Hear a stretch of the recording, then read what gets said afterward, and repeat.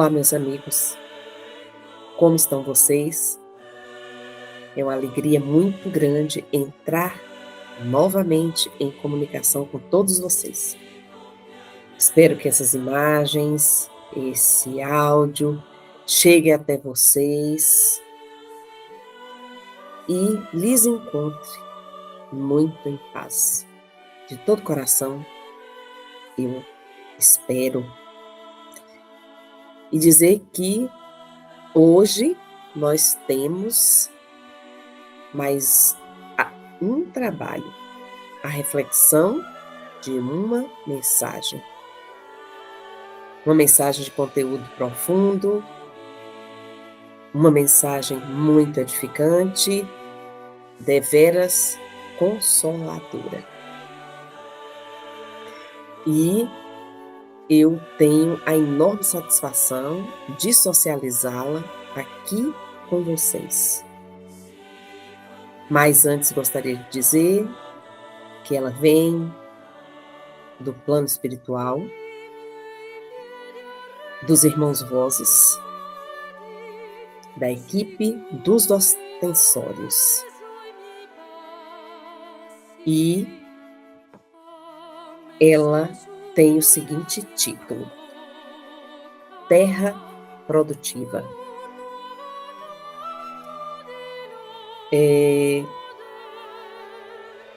Ela nos diz assim: um erro muito comum quando iniciamos o nosso processo de reforma íntima é acharmos que já nos primeiros dias, meses, estamos prontos, que já está tudo resolvido conosco, que foi fácil. Foi só o tempo de escolher passar pelo processo de reforma, escolher uma denominação religiosa, uma doutrina e pronto. Voia lá. Um passe de mágica, sou nova criatura. Já tenho autoridade sobre os outros? Não estou mais aberto a aconselhamentos, como lá no iniciozinho. Críticas, então, nem pensar. Meus irmãos, não é bem assim. Não é de um dia para a noite. Um salto desse tamanho, um salto maior que as pernas, nos derruba. Uma terra para se tornar produtiva, por exemplo, pode levar muito tempo. Quantas coisas serão necessárias ser trabalhadas nela? Quanta adubação nesse solo para que este fique pronto para o cultivo. Assim é com os seres humanos, no seu caminhar para uma vida melhor, mais consciente, para se tornar hábito no exercício do ministério, o qual foi chamado a desempenhar neste mundo. Que seja a família a qual foi destinada, na família a qual projetou construir, com o companheiro ou companheira, com os filhos, no trabalho, na profissão ou na função religiosa. Tudo dependerá de tempo e paciência do lavrador com a sua terra. Tudo depende de maturação. Quem não tem raiz de maturidade em si mesmo é como um terreno pedregoso e inconstante, variando muito de comportamento, está sempre perdendo o interesse pelas coisas que o pode edificar, está sempre recuando para a sua vida de queixas e reclamações. Aquele que se arrojou no processo de reforma íntima como um bom aprendiz, com a coragem da humildade e a paciência da tolerância, principalmente com aquele que virá como instrumento que Deus levantou para lhe burilar, esse se tornará um escolhido. Esse deixará realmente de ser sal insípido, se tornando sal da terra. Sairá dos escombros, do medo, da escuridão, da ignorância e se tornará luz do mundo. Deus os abençoe na tomada de consciência. Muita paz, irmãos Vozes. Mensagem do dia 14 de junho de 2021. e 24. Pois bem, para compreendermos melhor essa mensagem tão reveladora, vamos buscar no Evangelho segundo o Espiritismo, no Livro dos Espíritos, informações do Espírito da Verdade, que vai nos ajudar a fazer essa reflexão. Então, nós temos aqui o Evangelho segundo o Espírito, no capítulo 17, onde o título é Sede Perfeitos, e o Evangelho nos traz a citação do Evangelho de Mateus, no capítulo 5, versículo 44 a 48, onde Jesus nos diz o seguinte: Mas eu vos digo, amai os vossos inimigos, fazei o bem aos que vos têm ódio e orai pelos que vos perseguem e caluniam, para serdes filhos de vosso Pai que está nos céus, o qual faz nascer o sol sobre bons e maus, e vir chuva sobre justos e injustos. Porque se vós não amais, senão os que vos amam, que recompensas haveis de ter? Não fazem os publicanos também o mesmo? E se vós saudardes somente os vossos irmãos, que fazeis nisto de especial? Não fazem também assim os gentios? Sede vós logo perfeitos, como também vosso Pai Celestial é perfeito. Pois bem, nós estamos aqui diante de uma afirmação de Jesus, de uma proposta do Cristo, que indica, pelas suas palavras, o melhoramento do comportamento humano. Naquela época, as pessoas não tinham muito conhecimento espiritual e, vamos dizer assim, conhecimento científico ou tecnológico que pudesse levá-lo a uma reflexão mais apurada das palavras de Jesus. Com certeza, e aqui o Espírito da Verdade está nos dizendo, no item 2, Jesus não está falando da perfeição absoluta, porque esta está ligada ao divino. Deus é soberanamente justo, bom, é todo amor e bondade, e Ele é perfeito em sua totalidade, no absoluto. Mas Jesus estava falando, não queria comparar Deus à criatura humana. Ele estava falando de uma perfeição relativa.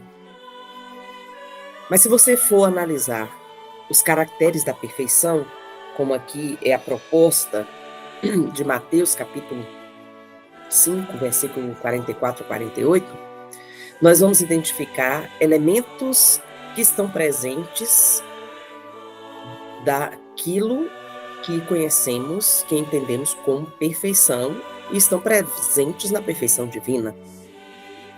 Então, Jesus faz uma proposta de que o ser humano busque se melhorar no quanto ele puder.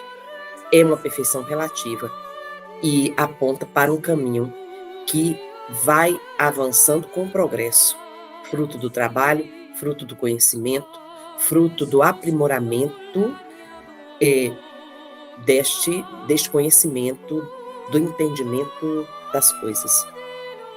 Então, é nesse sentido que aqui o Espírito da Verdade, através do texto de Kardec, eivado pelas informações, iluminado pelas informações, inspirado pelas informações espirituais trazidas pelo Espírito da Verdade, vai fazer um questionamento aqui no texto do Evangelho segundo o Espiritismo, quando ele diz assim: em que consiste essa perfeição?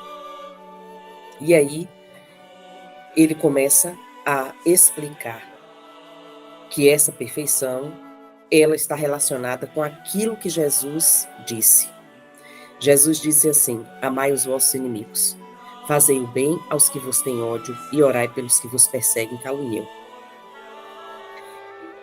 E essa afirmativa de Jesus, ela está relacionada com aquilo que nós podemos caracterizar como a essência da perfeição, que é a caridade.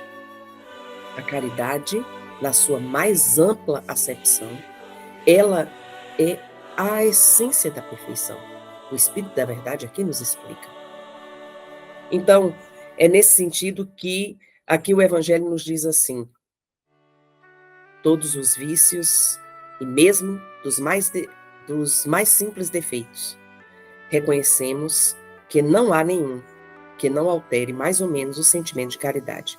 Então, quando se fala em essência da perfeição, e estamos citando, e aqui o Espírito da Verdade está citando, trabalhando a ideia de caridade, ele está falando que todo e qualquer vício, ele é capaz de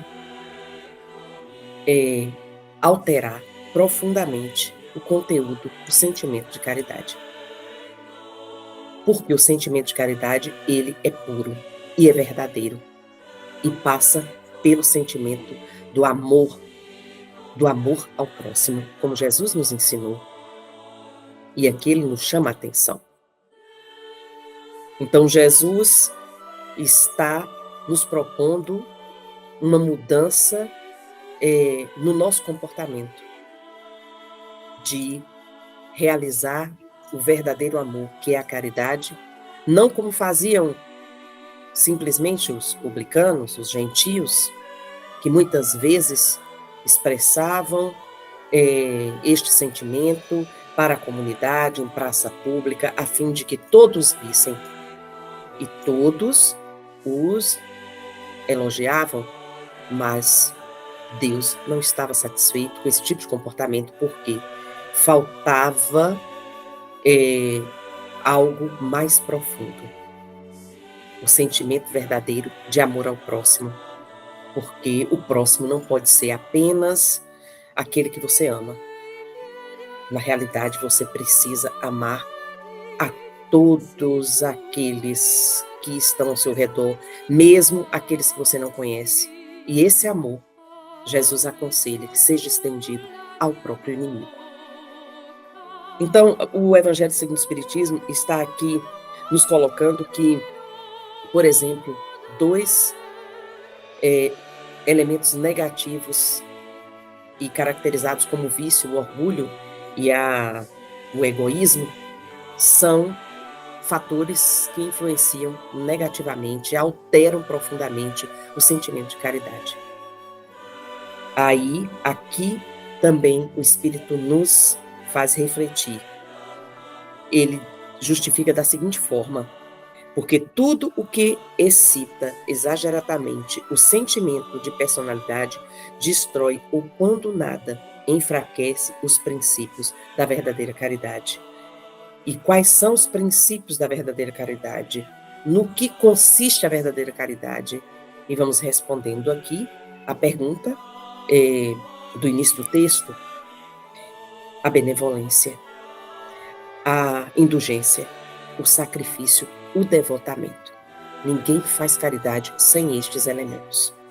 Ou você está simplesmente preocupado em dar esmolas, ou você está simplesmente preocupado em atender o outro, muito mais preocupado em satisfazer os seus próprios interesses, e não o interesse, o verdadeiro sentido da caridade, que é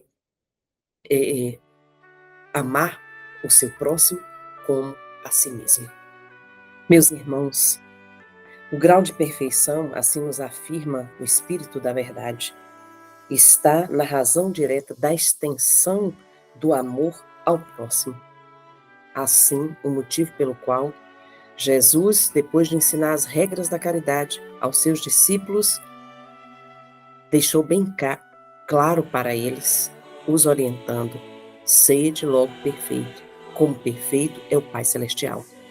Jesus estava dizendo aos seus discípulos: busque a caridade mais pura, a caridade mais ampla. Busquem ser caridosos da melhor forma possível, porque é essa busca pelo melhor que Deus espera de nós, porque o humano e tudo o que existe é fruto do amor divino. Queridos irmãos, o texto Homem de Bem, que está também neste capítulo, no capítulo 17, do livro do Evangelho segundo o Espiritismo, nos dá uma orientação perfeita de como deve agir o homem de bem, fazendo cumprir as orientações do Cristo. E aqui nós temos no item 3, por exemplo, dizendo que o verdadeiro homem de bem é aquele que pratica a lei de justiça, amor e caridade, na sua maior pureza. Se interroga a sua consciência sobre os próprios atos. É assim que ele passa a interrogar a sua própria consciência sobre os próprios atos. Pergunta se não violou essa lei, se não cometeu mal, se não fez todo o bem que podia, se não deixou escapar voluntariamente uma ocasião de ser útil. O homem de bem, ele tem fé em Deus, na sua bondade, na sua justiça e na sua sabedoria. Sabe que nada acontece sem sua permissão e submete-se em todas as coisas à sua vontade. O homem de bem faz a vontade de Deus. Ele respeita o sagrado, aquilo que é sublime, e ele anda pelas orientações do Cristo. Ele tem fé no futuro e por isso coloca os bens espirituais acima dos bens temporais. O homem de bem sabe que ele é um espírito que está vivendo uma experiência material no mundo e daí precisa aproveitá-la da melhor forma possível, porque é através desta experiência que o espírito cresce em edificação. Sabe que todas as vicissitudes da vida, todas as dores, todas as decepções são provas ou expiações e as aceita sem murmurar. Quando se confia no Altíssimo, sabe que a dor é consequência de um passado difícil, mas a oportunidade de reparar os erros através das provas, através até mesmo também, das expiações, é oportunidade única, é oportunidade bendita de crescimento espiritual. Pois bem, queridos amigos, nós temos aqui na mensagem, por exemplo, voltando à nossa mensagem, onde no primeiro parágrafo o benfeitor espiritual diz assim: um erro muito comum quando iniciamos o nosso processo de reforma íntima é acharmos que já nos primeiros dias, meses, estamos prontos, que já está tudo resolvido conosco, que foi fácil, foi só o tempo de escolher passar pelo processo de reforma.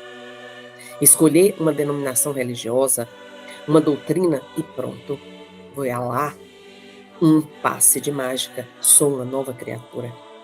Já tenho autoridade sobre os outros, não estou mais aberto a aconselhamentos, como lá no iniciozinho.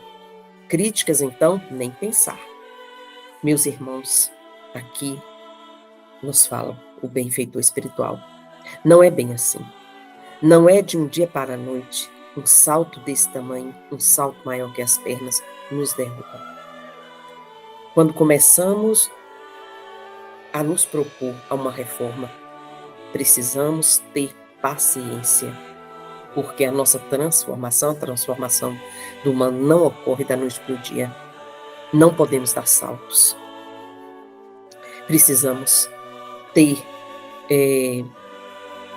humildade para aceitar as críticas, para entender que não estamos prontos, para investigar os nossos erros. Assim age o homem de bem. E aqui o benfeitor espiritual está nos fazendo refletir. Também no segundo parágrafo, ele desenvolve o texto quando diz assim, e aprofunda essa questão, quando diz assim: uma terra para se tornar produtiva, por exemplo, pode levar muito tempo. Quantas coisas serão necessárias ser trabalhadas nela? Quanta adubação nesse solo para que este fique pronto para o cultivo? Assim é com os seres humanos no seu caminhar para uma vida melhor, mais consciente, para se tornar hábito no exercício do ministério, o qual foi chamado a desempenhar neste mundo. Ele aqui está nos chamando a atenção para a questão de que todos nós temos um ministério a desenvolver nesse mundo, em qualquer setor da nossa existência e de qualquer forma. E para exercermos bem esse ministério, precisamos amadurecer, precisamos adubar, como a terra, adubar a terra, né? Como a terra produz e é fruto de um processo de cuidados, nós precisamos adubar a terra, nós precisamos molhá-la, nós precisamos semear com carinho, aguardar o tempo, né, de as sementes germinarem. Assim, conosco também é da mesma forma. Precisamos ter paciência para que o conhecimento adquirido ali acomode dentro de nós e faça brotar as sementes com firmeza, com certeza e a esperança de que bons frutos ali vão surgir.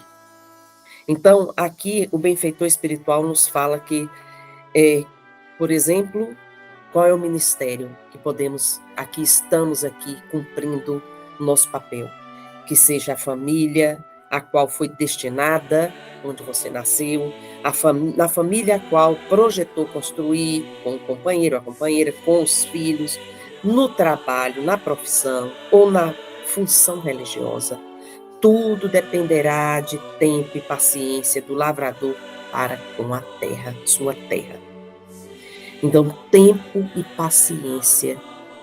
Nós precisamos ser pacientes conosco, esperar as boas ideias fazerem um efeito transformador em nossas vidas. Não pode ser da boca para fora, não pode ser apenas nos lábios. Tem que mexer com aquele ser, tem que mexer com o nosso íntimo e nos fazer, porque só assim teremos condições de produzir novas atitudes. Depois de uma transformação, de uma forma de pensar que se torne diferente da antiga, uma forma de pensar nova, o homem novo, ele vai produzir, ele vai ser diferente, ele vai gerar novas ações férteis, positivas, fruto de uma terra bem cuidada. Então, aqui, o benfeitor espiritual nos coloca ainda nesse segundo parágrafo: tudo dependerá de tempo e paciência, como eu já falei, do lavrador com sua terra, tudo depende de maturação.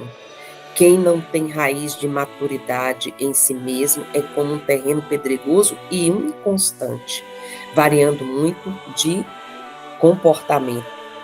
Está sempre perdendo o interesse pelas coisas que pode edificar. Está sempre recuando para a sua vida de queixas e reclamações. Às vezes, a situação de inércia em que o ser se encontra devido à falta de coragem de avançar. É estar parado, sem a devida força para avançar sempre e constantemente. O nosso avanço espiritual corresponde ao progresso lei divina na qual estamos inseridos. o progresso que vai se dar através do trabalho, através do esforço, através do conhecimento. Então, vamos maturar o conhecimento em nós, vamos fazer com que ele amadureça e dê frutos e possa gerar uma nova condição humana. É isso que Jesus espera de nós. E aqui o benfeitor espiritual está nos chamando a atenção para este fato.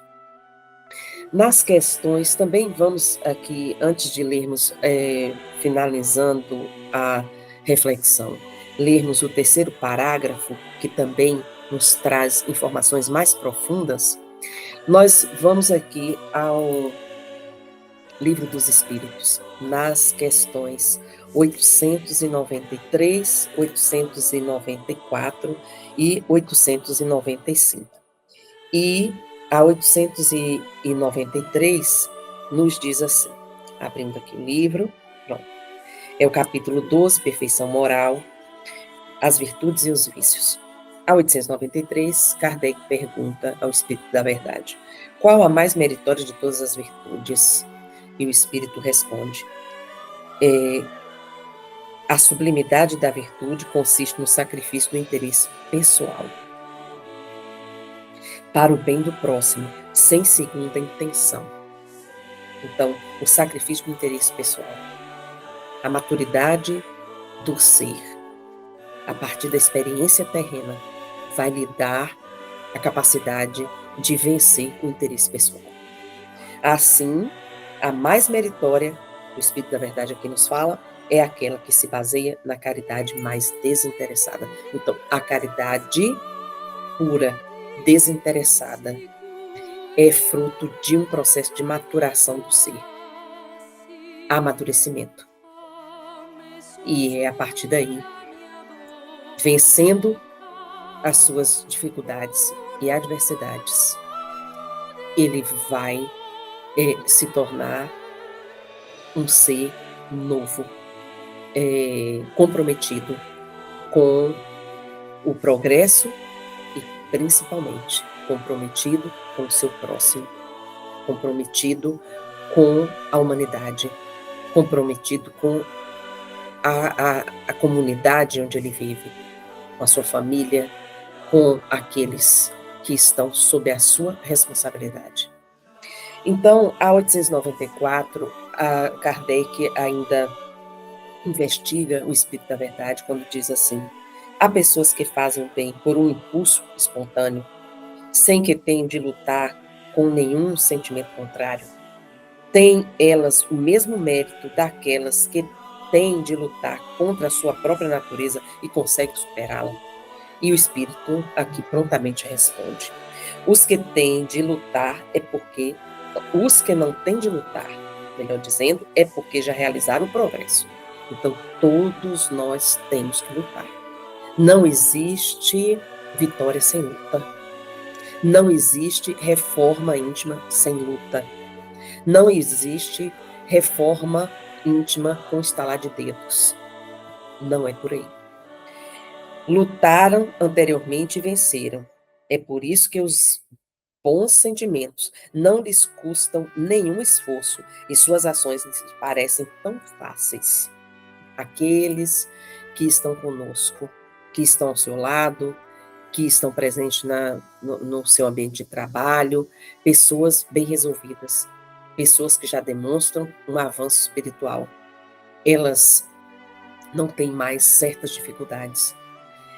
E muitas vezes você pode pensar, por que eu tento tanto e não consigo? E esse irmão, esse amigo, já tem facilidade, já desenvolveu esse tipo de hábito, já se tornou um hábito em sua vida, e é importante compreendermos, porque o Espírito da Verdade aqui nos chama a atenção, isso se deu porque ele já lutou no passado e venceu. Então é um estímulo para nós, é um estímulo para você, é um estímulo para mim, para todo aquele que está lutando para se reformar. Porque A verdade nos diz que vamos conseguir. Se nos esforçarmos de verdade, a partir da fé, da oração, do sentimento de perseverança, de esperança. E aí, o Espírito da Verdade diz: deve-se honrá-los como a velhos guerreiros que conquistaram suas posições. Seremos nós um dia, a partir do momento que vencermos a nós mesmos. É possível para todo humano vencer a si mesmo. Jesus já o disse e deu seu exemplo. Bom, uma outra coisa importante aqui, que está na questão 894, na resposta do Espírito da Verdade, é que ele diz assim: nos mundos mais avançados que o vosso, isso que entre vós é exceção se torna regra. O sentimento do bem se encontra por toda parte e de maneira espontânea. Então veja, aqui o Espírito nos dá mais uma esperança.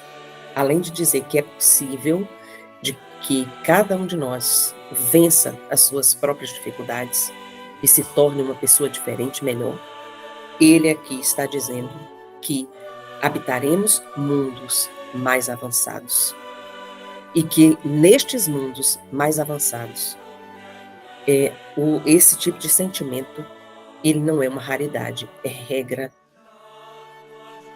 A violência não existe, o desamor, as guerras não fazem parte de mundos regenerados, de mundos em que o bem prevalece. E uma outra coisa que ele também vem nos dizer é que eis porque os homens ali são felizes, e assim será também na terra. A esperança de que a terra está mudando, será um mundo feliz, um mundo regenerado, um mundo feliz. Quando a humanidade se houver transformado e compreender e praticar a caridade na sua verdadeira acepção. Então, a caridade é a porta de entrada para o crescimento humano. A caridade é a porta de entrada para a reforma íntima. A caridade, ela precisa ser vivida na sua acepção mais ampla. É por isso que nós precisamos compreender o que significa caridade. E a doutrina espírita nos faz entender muito bem, através das informações do Espírito da Verdade e toda a pleiade de espíritos que trouxeram esta doutrina e vem nos orientando há mais de 2 séculos. Na questão 895, Kardec pergunta: a parte os defeitos e os vícios sobre os quais ninguém se enganaria, qual é o indício da imperfeição? E, novamente, o Espírito da Verdade diz: é o interesse pessoal. No momento em que você se perde preocupado com o seu umbigo, com os seus bens, em reunir o máximo possível de recursos, você se perde no caminho, porque o próximo, que é aquele que reflete você, está à espera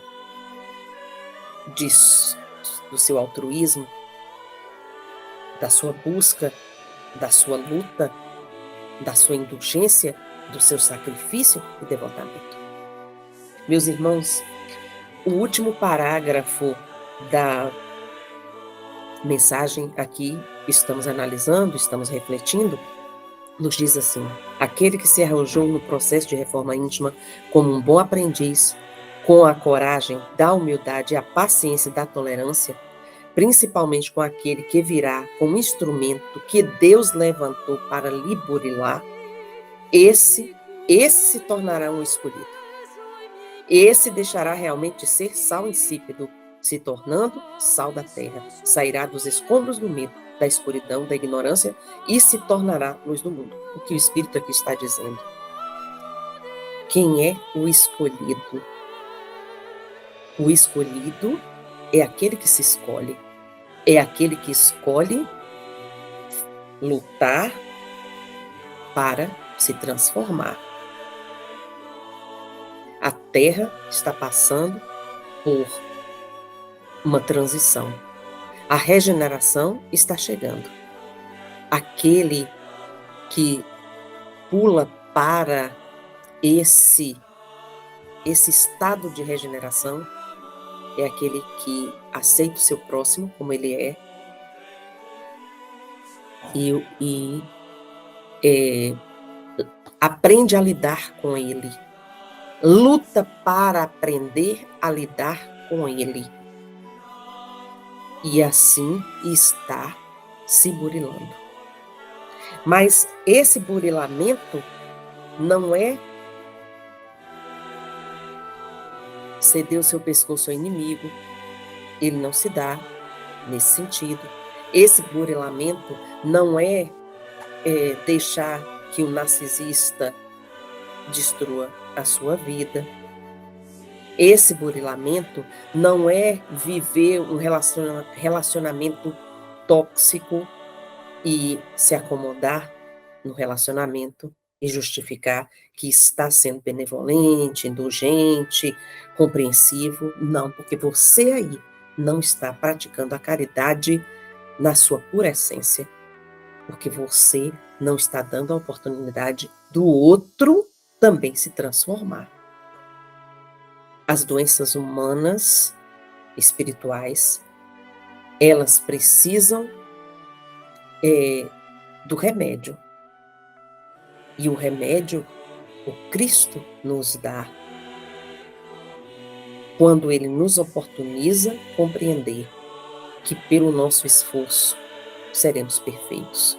Como perfeito é o Pai, no sentido de que, como o Pai é conosco, misericordioso, indulgente, compreensivo, justo, bom, podemos também ser conosco e com o nosso próximo.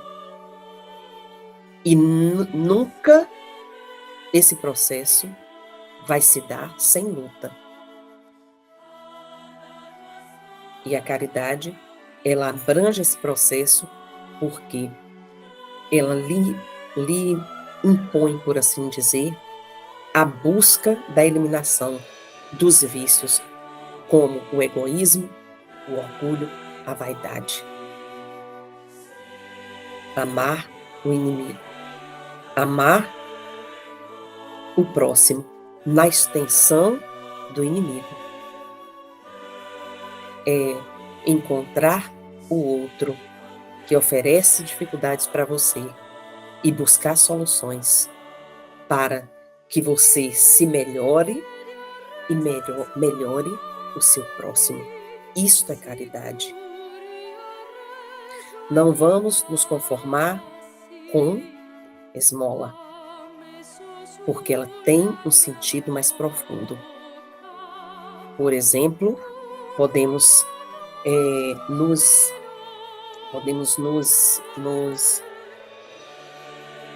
basear no óbolo da viúva. Essa mensagem que Jesus nos trouxe é tão interessante, é tão extraordinária, porque naquela época a mulher ela era profundamente discriminada. E a mulher só tinha segurança se ela tivesse acompanhada com seu marido, com seu pai, com seu marido, com um irmão, um homem. E uma mulher viúva sofria todo tipo de abuso, não tinha direito ao trabalho com a devida remuneração, e mesmo sendo remunerado, sofria muita humilhação. Uma mulher viúva que deposita 3 moedas do pão que ela, do esforço, fruto do seu trabalho, do seu suor, para alimentar os seus filhos, ela entendia o sentido da caridade. E Jesus quis nos mostrar isso quando nos trouxe a parábola. Também temos um conto que nos relata de forma muito forte a história de um rei que nos diz, por exemplo, quando Barsabás adentrou o reino da morte, baixelas de prata, tapetes, quadros, objetos preciosos de ouro foram disputados com toda a violência por parte dos seus filhos, da sua esposa, e em nenhum momento Barsabás pôde contar com o sofrimento, o choro, a tristeza do afastamento daquele que vivia uma vida rebelde, preocupado com seus interesses pessoais, pisando nas pessoas e fazendo conchavos. Nem mesmo os amigos, os melhores amigos, pelo menos que ele considerava, falou bem dele, mencionou seu nome para lembrar um feito interessante, com saudade, com amor, com algum tipo de sentimento, pelo menos. E diante disso, assistindo aquela tragédia, Barsabás passou a sofrer e, em sofrimento, adentrou a escuridão. E por muitos anos, ele viveu na escuridão. Mas um dia, cansado de sofrer, Barsabás começou a elaborar uma prece, pedindo a Deus, pedindo misericórdia, pedindo ajuda. E nesse momento, ele começa a abrir os olhos e a claridade começa a surgir em pequenas luzes, até que ele seguiu uma luz tênue, pequena, mas que o conduziu à casa da prece, da oração, nas esferas inferiores. E no portal, ele encontra com um emissário celeste. E o emissário celeste o recebe com muita alegria e o esclarece que a prece é o veículo de salvação das almas.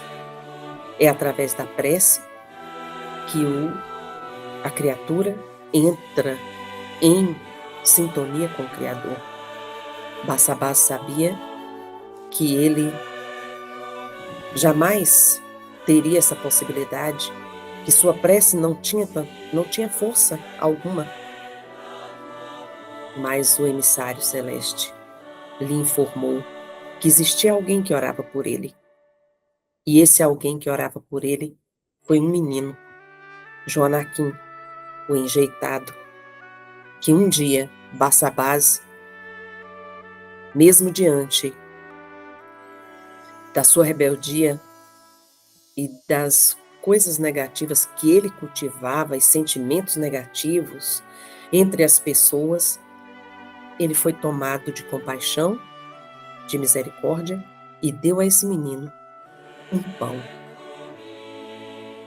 E foi a partir daí, desse ato, que ele ganhou a afeição de alguém, uma afeição verdadeira, que orava por ele, que agradecia a Deus e pedia por ele.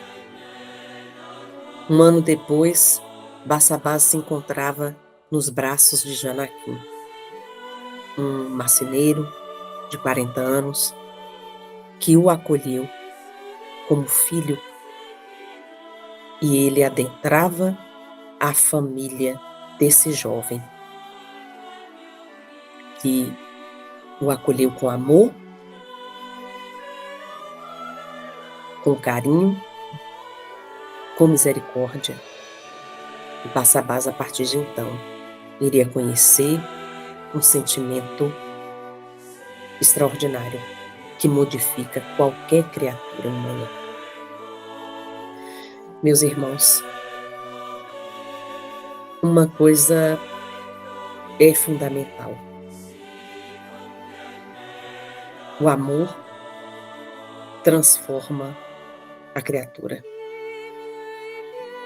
Fomos criados por este sentimento. E é por isso que o Cristo, Ele é o caminho. Ele abre as portas para que tenhamos uma compreensão cada vez mais consciente do que nós somos. Os irmãos Vozes, por exemplo, nos dá aqui a oportunidade de entendermos que, quando nos diz o amadurecimento da criatura humana, no despertar de uma nova consciência em Cristo, vai caracterizar a sublimidade do novo tempo. Irmãos Vozes, meus queridos irmãos,